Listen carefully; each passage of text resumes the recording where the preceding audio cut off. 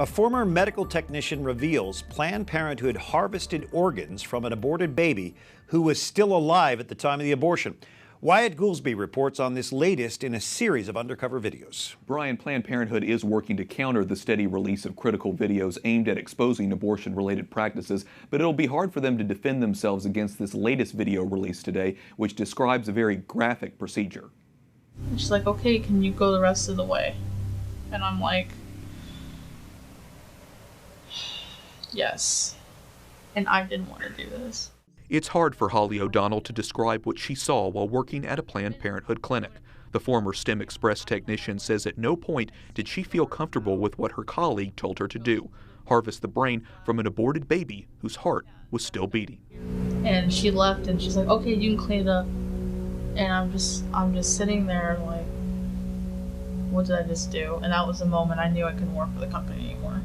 The video is the 7th in a series put out by the Center for Medical Progress. The goal is to uncover what Planned Parenthood clinics do with aborted fetal tissue. The videos have sparked a nationwide debate on government funding for the nation's largest abortion provider. If Congress does not have the courage to defund Planned Parenthood, I'll tell you what, President Fiorina, when we go to zero-based budgeting, I simply will not provide the money to fund Planned Parenthood. Republican presidential candidates Jeb Bush and Rand Paul have also vowed to defund Planned Parenthood if they are elected. 5 states, including Alabama, have at least partially cut funding. Formal investigations are underway in several other states. Planned Parenthood says the videos are part of a smear campaign.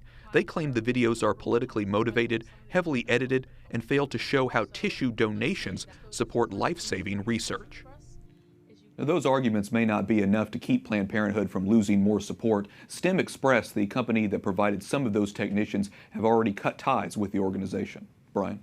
Wyatt Goolsby, thank you. And joining us in studio, Jeannie Mancini, president of March for Life. First of all, Jeannie, your reaction to this latest video. Oh, it was terrible, and they all have been, Sure. but I know it took me hours to recover after watching it today, and I suggested to my staff maybe that they not watch it because it was so hard. We're talking about brains and beating hearts and all sorts of just really graphic and horrific things.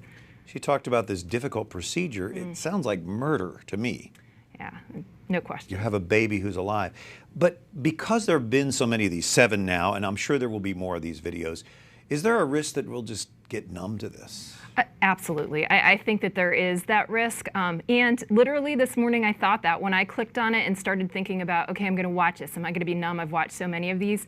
And then I was surprised. I think today's affected me the most. Maybe we should all say a prayer before we watch them, because I think we should be deeply disturbed by what we're seeing. I mean, this is just such an inhumane treatment of human life. This is now coming into the public eye, but isn't this seedy foundation of Planned Parenthood, it's been there all along? It has been there. The actual foundation of Planned Parenthood was very much tied to eugenics thought. Many of the founding directors were actively involved in the eugenics movement. Margaret Sanger herself was very pro-eugenics. She started this terrible project called the Negro Project and believed that certain people were imbeciles or just had a lesser kind of value as human beings.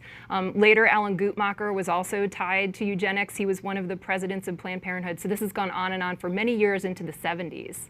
So a recent report claims that half of Americans haven't seen these videos, which means the other half have. That's a lot of people. I thought it was good news. I mean, you know, I do want everyone to watch them if they can. It's so hard to see it, but the fact that half of America has watched these, I think we're in a watershed moment in terms of the pro-life movement right now, and there's so much that Planned Parenthood has for us to discover and to talk about in terms of some of their finances and all sorts of different problems that I think it's a wonderful thing that so many people have watched these and can talk about it. So you think this is really just the tip of the iceberg? I do.